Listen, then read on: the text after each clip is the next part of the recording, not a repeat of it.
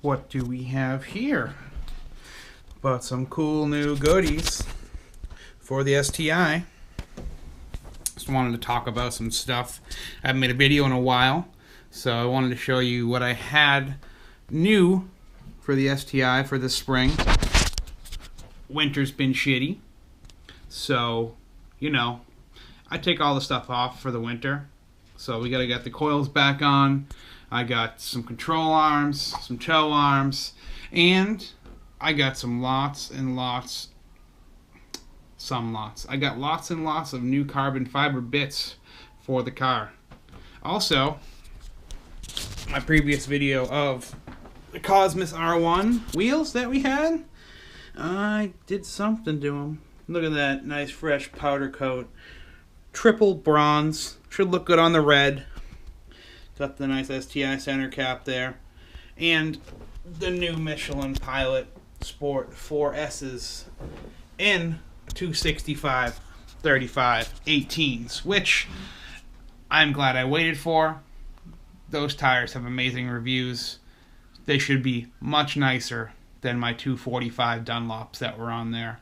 I don't like the stretch. There's a little bit of stretch with the 245. I thought it looked shitty, personally. I like the more meaty fitment, I guess. And for that 18 by 9.5 wheel, the recommended tire size was a 265 wide. So I like the way it looks. I'm excited to get them on the car. It's warming up out there, which is great. So pretty soon, get everything on the car. But let's go over some things that I got. So I got these new, let's see here. I got these new ISC version 3.1 control arms from Import Image Racing. Guys over there are great. I messaged them, particularly Josh at Import Image Racing. He takes care of me. I messaged him on a Sunday morning, and he sends me an invoice. So let's check one of these out real quick. I broke my tripod, so you're going to have to bear with me with one hand here. Wow. The finish on these is nice, and they are billet aluminum, and they are pretty light. I mean, this is steel here. This part's steel, but this is billet aluminum, and it matches my coilovers because I have the HKS Hypermax coilovers, and I'm a bit of an OCD nerd, and I like my stuff to match, whether you can see it or not. I picked up some tow arms from Voodoo Tactical. Not Tactical, wow. Going back to the gun stuff. Voodoo 13 makes these tow arms. My buddy had them on his WRX, and he parted it out. And you know what? I wasn't going to get them, but he gave me such a good deal that I figured why not have some toe adjustment in the rear. Now, I know people are going to think I'm silly for spending $160 on a set of lug nuts. But these Project Kicks lug nuts are amazing. They even come with a special card. I'm not going to show you the number, but they come with a special card so that if you lose your lock, again, look at that. That's a pretty custom lock. I mean, I'm sure they have different ones, you know, maybe 5 or 6 different variants of it.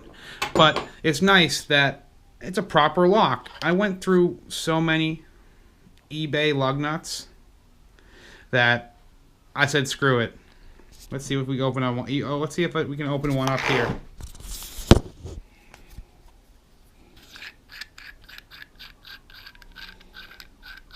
So this is one of the locks and the caps. So you see you got Project Kicks on there. Nice anodized aluminum, or what they call Duralumin.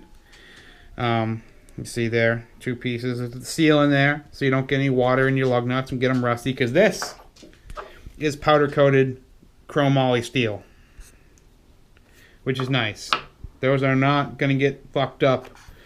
I mean, I still wouldn't recommend using an impact gun on these, but you could probably, and they wouldn't fuck them up. I always hand torque my lug nuts. So, but yeah, so you got, you know, 4 rows of regular ones, and then you got 4 locks. So I think, oh, man down. I think that this was a good investment.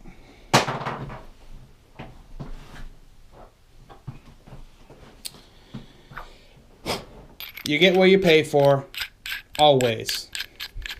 It's never not going to be that way. One thing that I thought was really cool was they give you this. So this is a little plastic lug wrench, and it's for tightening the cap. Once you torque the bolt on, the lug nut itself, it's for hand tightening the cap. Nice soft plastic. You're not going to scratch anything with this.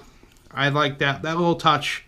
Again, it's not necessary, but that's what you get when you spend the extra money on a good set of lug nuts.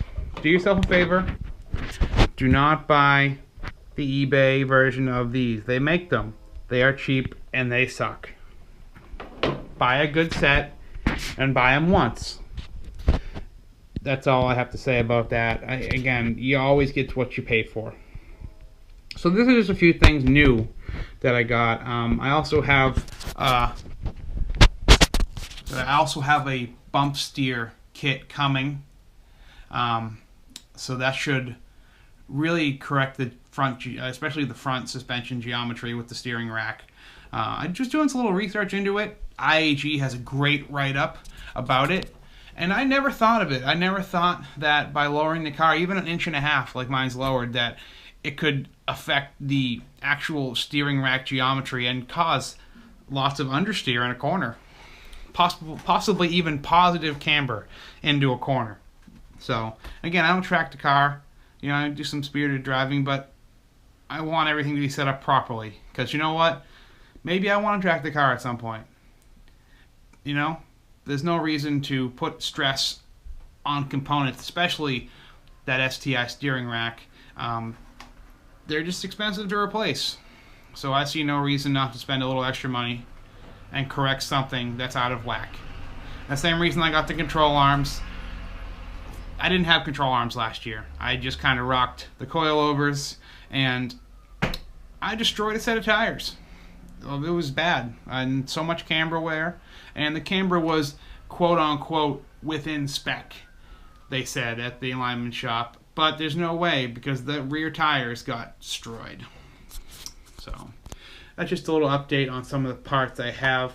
I'm waiting for some more, some coilover covers to protect them, because man, it was so much of a pain in the ass cleaning out those coilovers. I took them off before winter to put the car to factory height, because here in Massachusetts and New England, fuck, dude, the snow's deep and it sucks, and there's no need to be snow plowing with the front bumper. So I put the car to factory height with the factory suspension, and it's just easier. I don't think I'm going to do that next year, again, because I got the coilover covers now. I'll probably raise the car up for next winter, but it was a lot of work taking off all the suspension components and putting the stock ones back on. And I don't have a garage. I don't have a lift. I'm doing this in my driveway on jack stands. It's annoying. And I get, I could pay someone to do it, but there's no reason I can't bolt stuff on and bolt stuff off. Unbolt stuff, whatever. So, but I do have some other cool stuff that I'm going to show you in just a second. I just can't drag it out here to my dining room table. And here it is, guys. My Cybon hood with vents. Beautiful. I had it on the car for a couple of months last year, but I took it off for the winter. Again, winter sucks here. So, but this is getting polished and ceramic coated. Again, the whole car is going to get a nice fresh ceramic coat. It's going to be nice. You guys will see that. Here's the rest of my wheels. Don't mind my wife's yarn collection. She's a bit of a fanatic. Also, we have our Evil Subi Customs aggressive rear diffuser. A little dark, kind of hard to see, but you guys will see that on the car as well. Alright, so we're back here in my dining room. House is a bit of a mess. Don't judge me. So what I wanted to talk about also was detailing. That's what the channel was really about. You're going to see more of that. In the wintertime, I can't do anything really. I go to the car wash and I power wash the crap off the car. And, when it's nice out, I can usually do a nice ONR rinseless wash. But I can't do too much when it's 0 degrees out. But there'll be more of that. The car is getting polished. I'm thinking about a little bit of wet sanding, especially on the lower rockers and some of the bad parts of the car that got really destroyed from just the environment around here. I use proper washing techniques and everything, and the paint still gets scratched up. It's the mess. So we'll see what happens. If anything, I'm just gonna end up doing a nice full 2-stage polish. Get the paint nice. I gotta remove the vinyl on the roof. I want to take it off. It was good vinyl. It laid down nice and it looks good, but sand blows across it. It gets scratched up. So I'm gonna take that off and polish the roof and everything. And maybe I'll rewrap the roof. I don't know. But the car is going to a professional shop to have a 7-year coating put onto it. A company called SB3 makes the ceramic coating.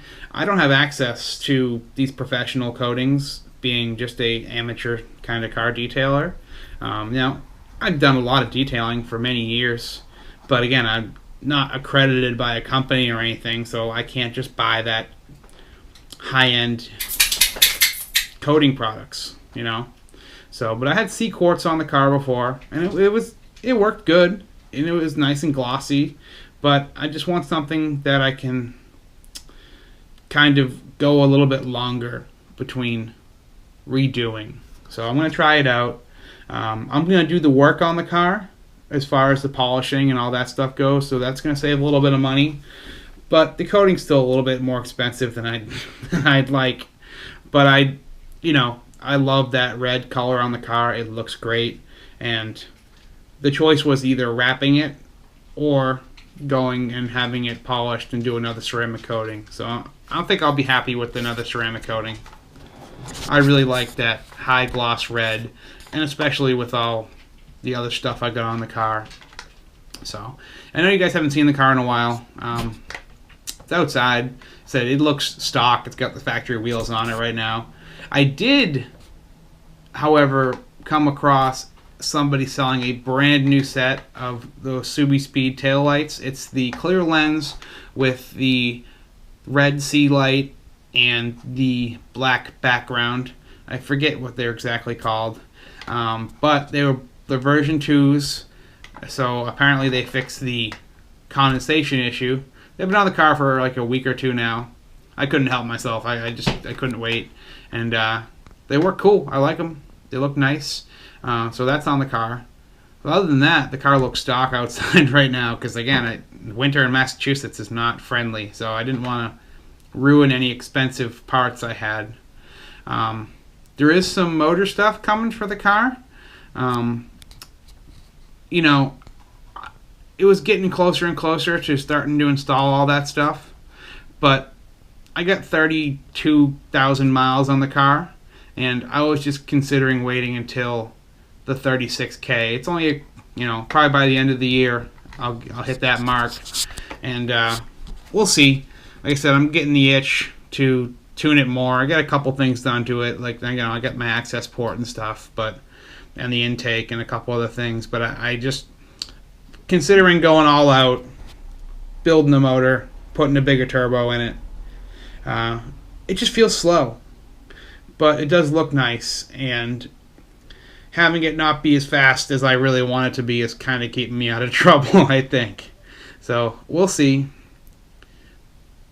But there'll be more videos coming, and in the next couple weeks we're going to install all this good stuff.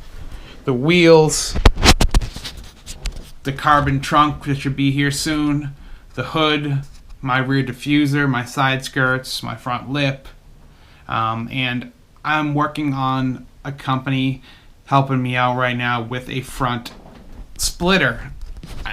I don't know. I'm not sure if I want to do it, but we'll see. I don't want the car to be too low, and it's already pretty low with the coilovers and the front lip and all the other aero on it. So we'll see. We'll see what happens. But anything you guys want to know, if you want more detailing videos, or you have questions about detailing, just let me know. I'll be happy to answer anything, and I can show you how to polish the Subaru paint properly.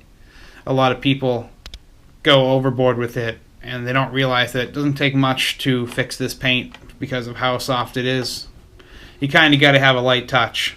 So, alright guys, take it easy, and I'll get back to you soon.